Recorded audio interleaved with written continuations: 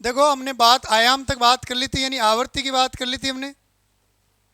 आवर्ती के अलावा तरंग दैर्ध्य पढ़ लिया था। तरंग दैर्ध्य के अलावा हमने तरंग संख्या पढ़ ली थी। अब बात करते हैं हम इसके बाद आज हम आयाम की, एम्पलीट्यूड या आयाम। तो देखो अपने तरंग की बात करें तो तरंग क्या है, ये अपने पास एक तरंग बन रही है, जैसे ये क्या बन रही है अपने पास, तरंग। अब देखो इस तरंग में अपने को ये जो भाग दिखाई दे रहा है उच्चतम भाग, इसको आप सरंग कहते हो, और ये जो निम्नतम भाग दिखाई दे रहा है इसको क्या कहते हो, गर्त। और दो क्रमागत सरंग जो होते हैं, इन दो क्रमागत सरंगों के बीच की इस दूरी को कहते हैं हम तरंग दैर्ध्य या लैम्डा। और एक सेकंड में इस बिंदु से, एक सेकंड में इस बिंदु से जो ये तरंगें निकल रही है, इन तरंगों को क्या कहते हैं हम, आवर्ती कहते हैं। और किसी भी एकांक लंबाई, आपने जो फिक्स लंबाई ली है, इस एकांक लंबाई, जैसे मान लो ये इतनी लंबाई है, इस लंबाई में निकलने वाली तरंगें जो होती है उनकी संख्या को तरंग संख्या कहते हैं। अब बात करते हैं हम आयाम की। तो आयाम से अपना सीधा मतलब क्या है, कोई जो तरंग है, इस तरंग में ये सरंग की जो ऊंचाई है या जो गर्त है, इस गर्त की जो गहराई है, इस भाग को तरंग का क्या कहते हैं, आयाम। तो देखो इसमें लिख लेते हैं हम, किसी तरंग के सरंग की ऊंचाई अथवा गर्त की गहराई, गर्त की गहराई तरंग का आयाम, तरंग का आयाम या एम्पलीट्यूड कहलाता है, आयाम कहलाता है, जिसे एस से रिप्रेजेंट करते हैं, स्मॉल ए लिख लेते हैं, एस से दर्शाते हैं, जिसे एस से दर्शाते हैं। क्लियर। तो ये हो गया अपने पास आयाम। लिख लो एक बार, आयाम के बारे में लिख लो। लिख लिया, कुछ बच्चे लिख रहे, लिखने दो।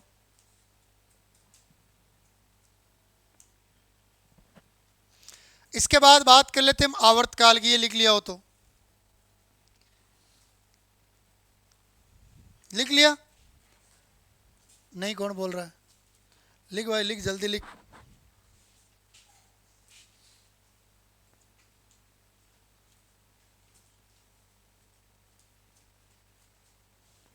लिखे आवर्तकाल।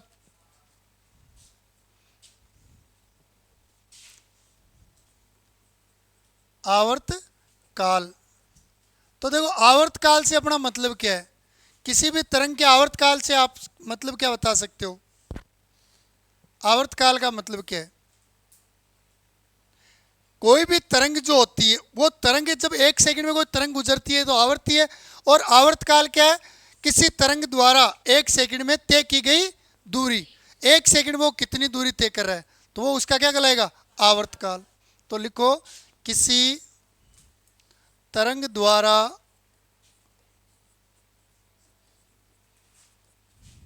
एक सेकंड में तय की गई दूरी, तय की गई दूरी, तय की गई दूरी तरंग का आवर्तकाल कहलाता है, आवर्तकाल कहलाता है। तरंग का आवर्तकाल कहलाता है। आवर्तकाल को कैपिटल टी से दर्शाते हैं, आवर्तकाल को कैपिटल टी से दर्शाते हैं। एक बार ये भी लिख लो।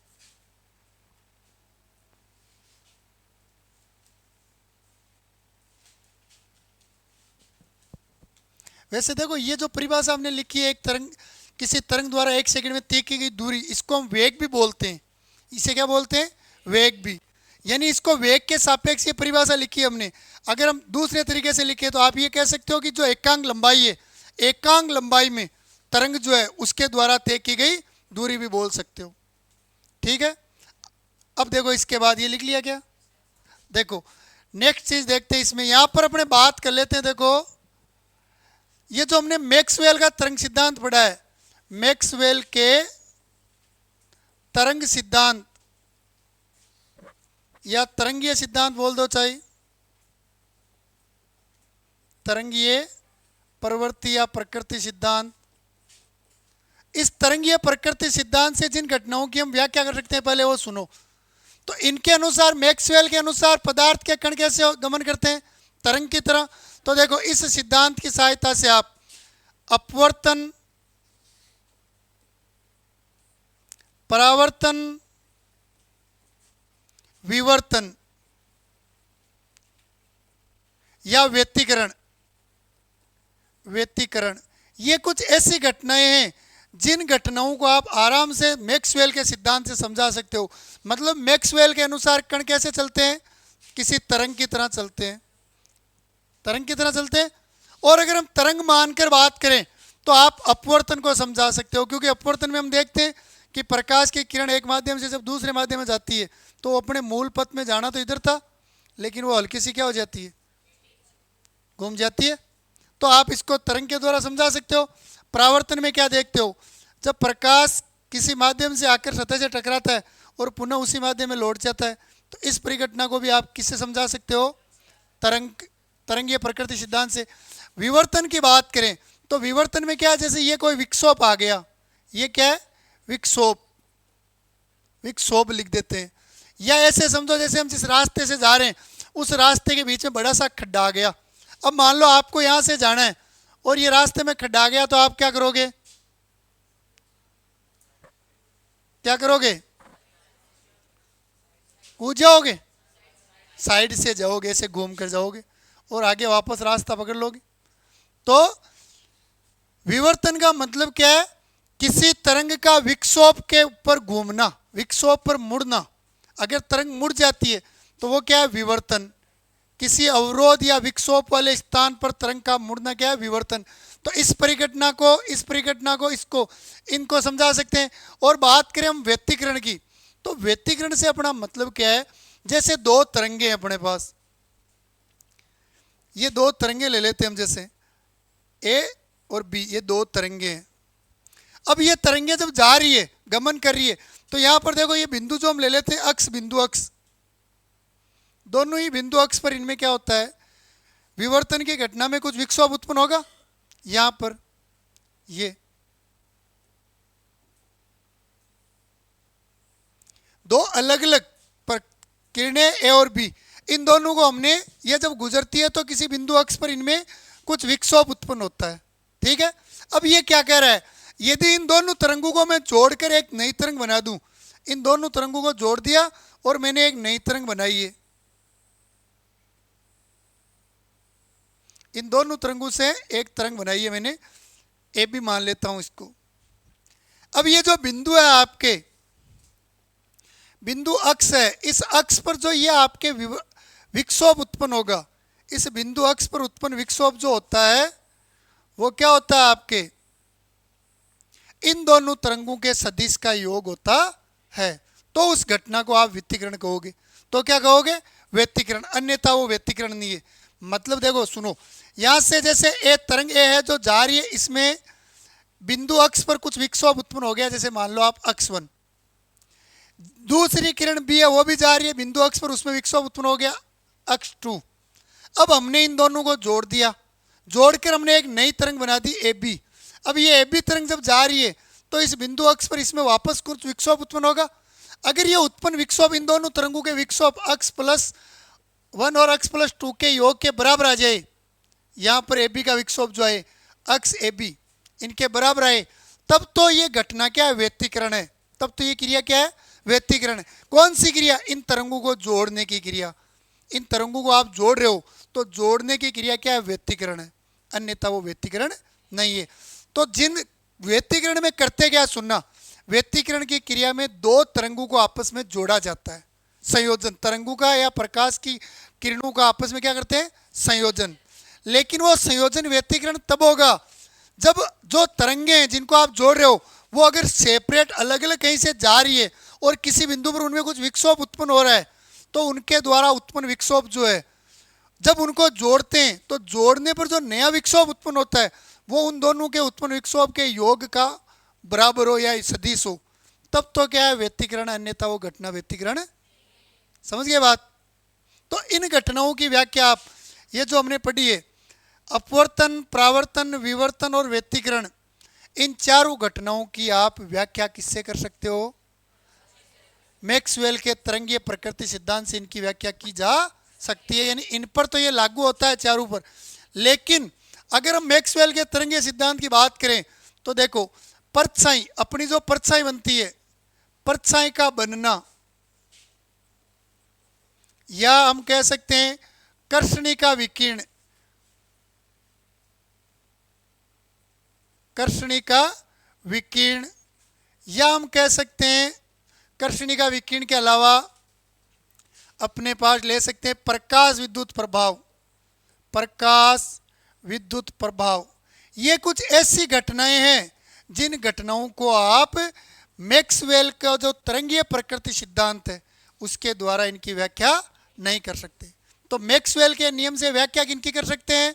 अपवर्तन, प्रावर्तन, विवर्तन और व्यतिकरण। और कौन सी घटनाएं जिनको आप मैक्सवेल के तरंगीय प्रकृति सिद्धांत से नहीं समझा सकते?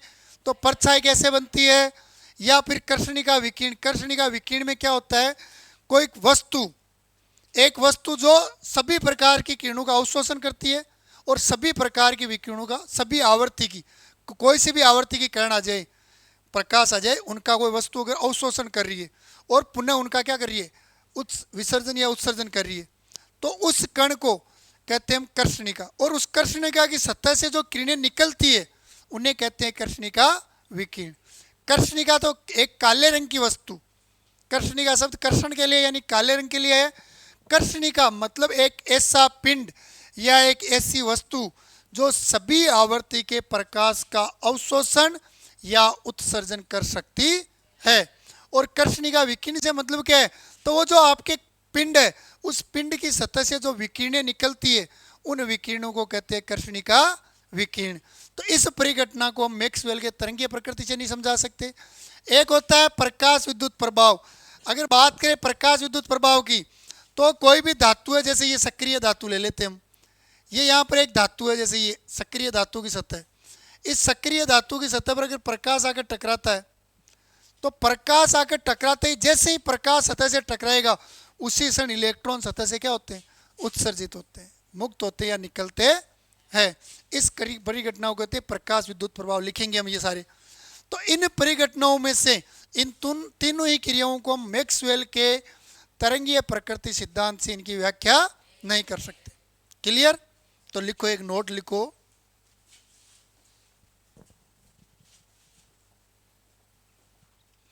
नोट करके लिखो, मैक्सवेल के तरंगीय प्रकृति सिद्धांत की सहायता से अपवर्तन, परावर्तन, विवर्तन तथा व्यतिकरण जैसी क्रियाओं या घटनाओं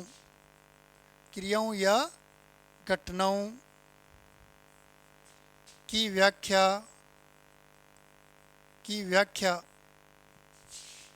की जा सकती है, परंतु परछाई का बनना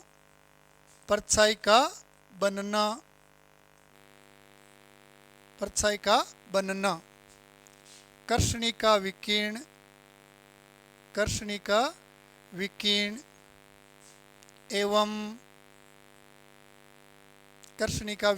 एवं प्रकाश विद्युत प्रभाव को प्रकाश विद्युत प्रभाव को नहीं समझा सकते हैं, नहीं समझा सकते हैं। क्लियर?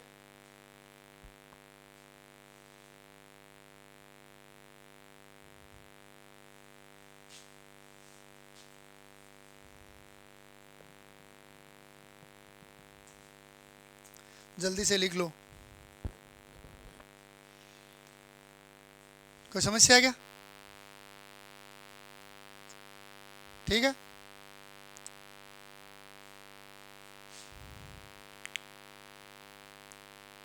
देखो आगे बात करते हैं। अब बच्चों इन घटनाओं को जब मैक्सवेल के सिद्धांत से नहीं समझा सकते तो इन घटनाओं को समझाने के लिए हम बात करते हैं प्लांक के क्वांटम सिद्धांत। यानी इन घटनाओं को समझाने के लिए प्लांक ने फिर जो घटनाएं तरंगों से नहीं समझाई पाई जा रही थी उनको समझाने के लिए प्लांक ने क्वांटम सिद्धांत दिया। तो बात करते हैं प्लांक के क्वांटम सिद्धांत की। तो प्लांक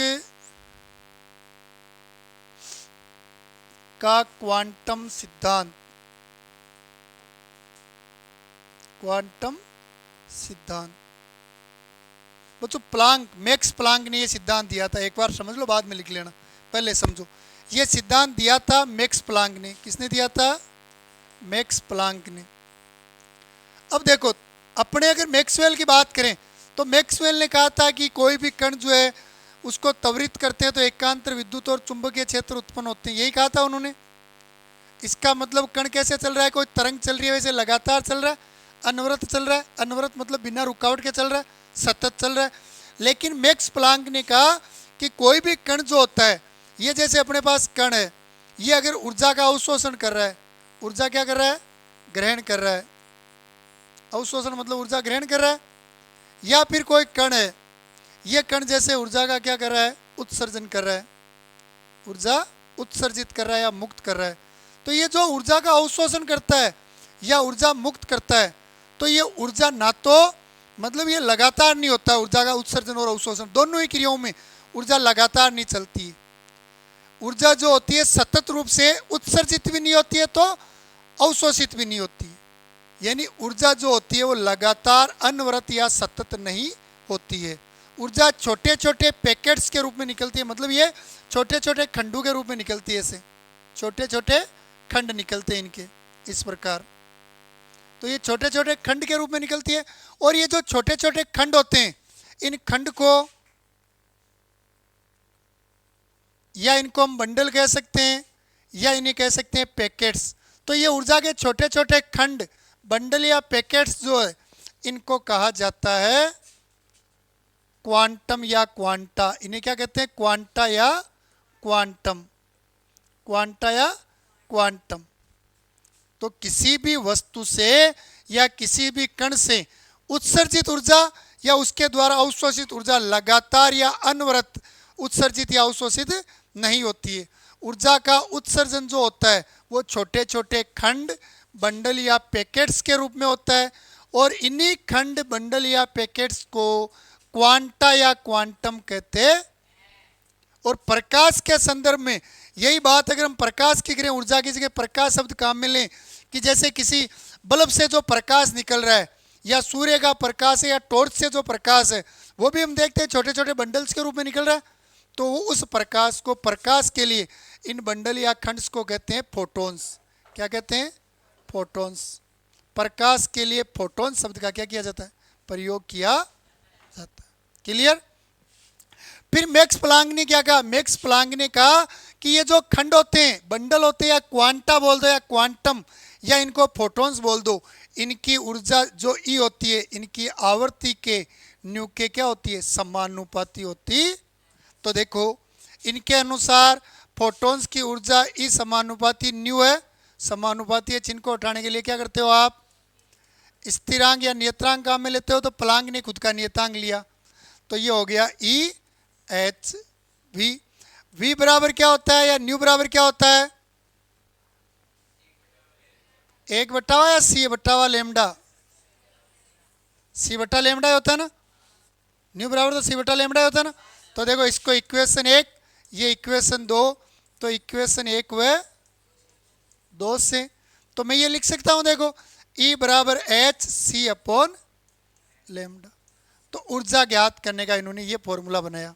क्लियर। और फिर इन्होंने क्या कहा, मान लो जैसे कोई वस्तु है, यहां पर वस्तु ए है और एक वस्तु बी है। अब वस्तु ए से वस्तु बी तक ऊर्जा उत्सर्जित हो रही है। ऊर्जा का स्थानांतरण हो रहा, चाहे वो अवशोषण हो चाहे उत्सर्जन, चाहे ये ऊर्जा दे चाहे ये दे। स्थानांतरण,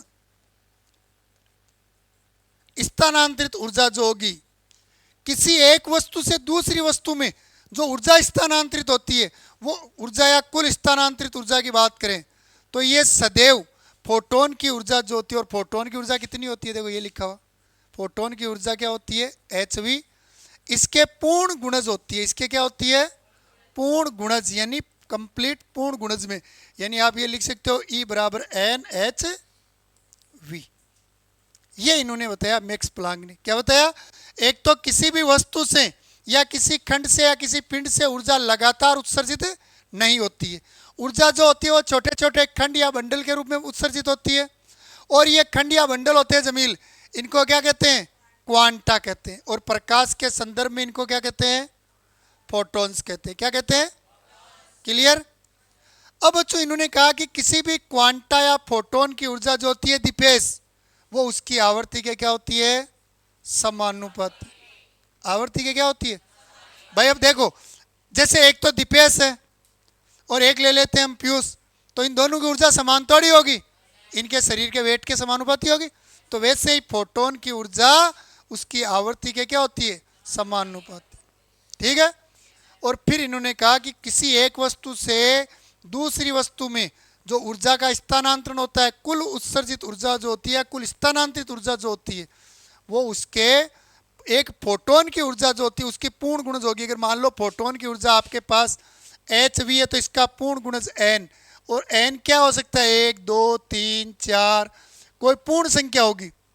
मतलब अगर एक फोटोन की ऊर्जा 2 है जूल और ऊर्जा स्थानांतरित हो रही है तो वो 2 जूल हो सकती है, 3 जूल हो सकती, 3 तो नहीं हो सकती सॉरी, 2 हो सकती है, 4 हो सकती है, 6 हो सकती है, 8 हो सकती है, 10 हो सकती है। समझ गए होंगे मेरा मतलब, समझ रहे हो ना बात। और अगर किसी फोटोन की ऊर्जा 1 जूल है तो उसकी ऊर्जा 2 हो सकती है, 3 हो सकती है, 4 हो सकती है, 5 हो सकती है, 6 हो सकती है, लेकिन कभी भी 5.5 नहीं हो सकती, 6.5 नहीं हो सकती, पूर्ण संख्या में होगी। आई थिंक समझ में आ गया, लिखा दूं, ठीक है सर। लगाओ हेडिंग मैक्स, या पहले लगाओ हेडिंग प्लांक का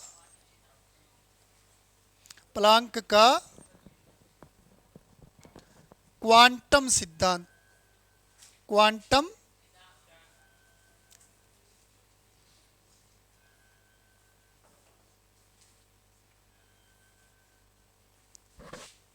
लिखो, इसमें लिखो आप,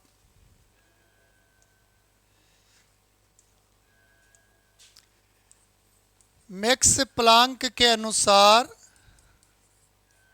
मैक्स प्लांक के अनुसार, शांति में लिखो, मैक्स प्लांक के अनुसार किसी पिंड या वस्तु से ऊर्जा का उत्सर्जन, ऊर्जा का उत्सर्जन या अवशोषण सतत या लगातार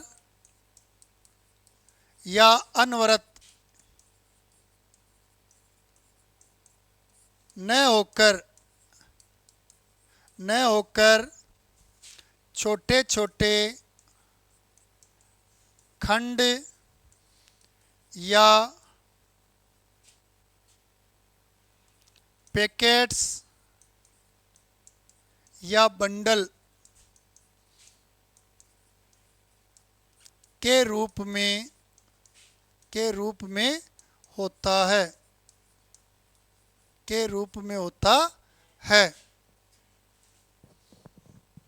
के रूप में होता है।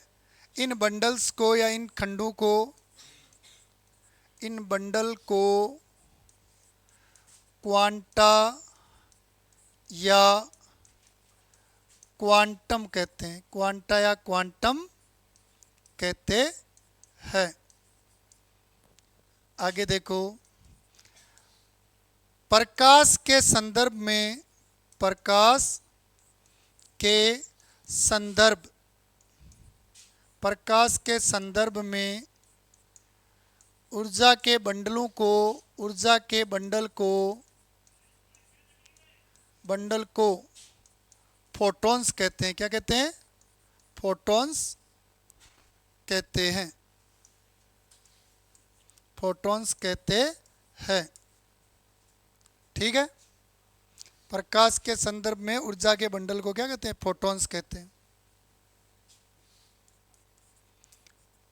मैक्स प्लांक के अनुसार, मैक्स प्लांक के अनुसार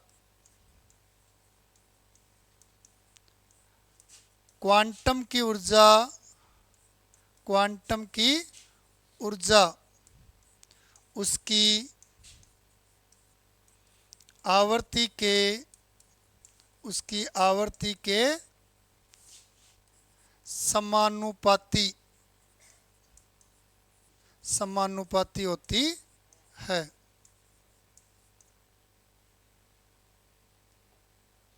तो ई समानुपाती न्यू।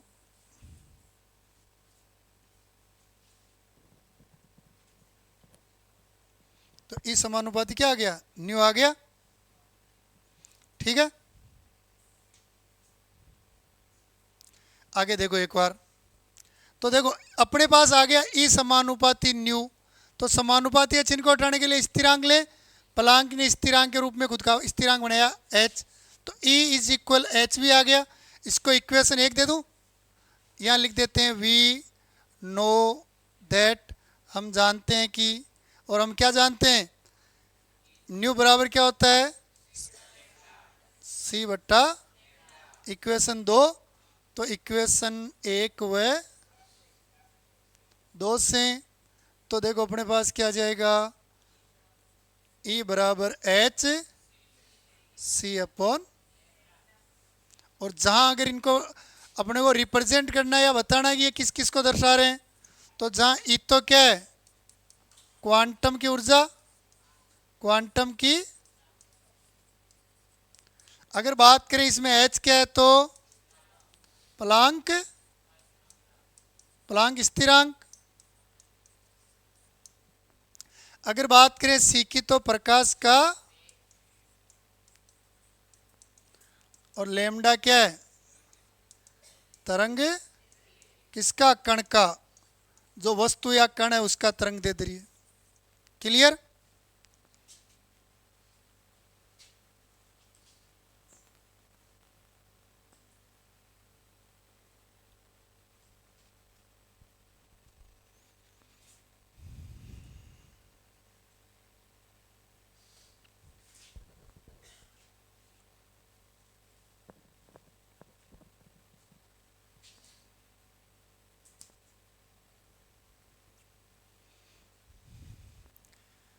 ठीक है। एक बार यहीं रुक जाओ आप, इसके बाद लिख लेना। अब देखो इसी में लास्ट लाइन लिख लेते हम। किसी एक वस्तु से दूसरी वस्तु, एक वस्तु से दूसरी वस्तु, किसी एक वस्तु से दूसरी वस्तु पर कुल स्थानांतरित ऊर्जा, कुल स्थानांतरित ऊर्जा, कुल स्थानांतरित ऊर्जा क्वांटम की ऊर्जा का पूर्ण गुणज होती है, पूर्ण गुणज होती है। यानी हम ये लिख सकते हैं E is equal N h v लिख सकते हो, न्यू बोलते हैं जिसे हम, या क्या लिख सकते हो आप? E is equal N H c upon, देखो सी अपॉन लेमडा कहाँ से आया भाई, न्यू बराबर सी अपॉन लेमडा होता है, तो जहाँ हमने न्यू लिखा है वहाँ हम सी अपॉन लेमडा लिख सकते हैं। या आप क्या लिख सकते हो, आप लिख सकते हो E is equal N H C V bar. क्या लिख सकते हो वी बार भाई, 1 अपॉन लेमडा बराबर हम वी बार लिख सकते हैं, न्यू बार या वी बार। ये तो ये होती है किसी भी वस्तु पर कुल स्थानांतरित ऊर्जा। क्लियर। अब देखो यहाँ पर बात कर लेते हैं हम प्लांक नियतांक जो एच है, एच के मान की। तो एच का मान, एच या प्लांक स्थिरांक जो होता है इसके मान की, तो वो जो एच का मान होता है 6.626 into 10⁻⁻37 kilo joule second. Kilo joule second में तो कितना होता है 6.626 इंटू 10⁻⁻37। अगर इसको आप जूल में लिखोगे तो 6.626 इंटू 10⁻⁻34 जूल सेकेंड। किलो को उठाओगे तो 1000 का भाग लगाओगे, सॉरी किलो को उठाना तो 1000 से गुणा करोगे, गुणा करोगे तो अपने पास ही आ जाएगा। और एक होती है अर्ग में इकाई, तो 6.626 इंटू 10⁻⁻27 अर्ग सेकेंड। क्लियर। ये होता है एच का मान। ठीक है।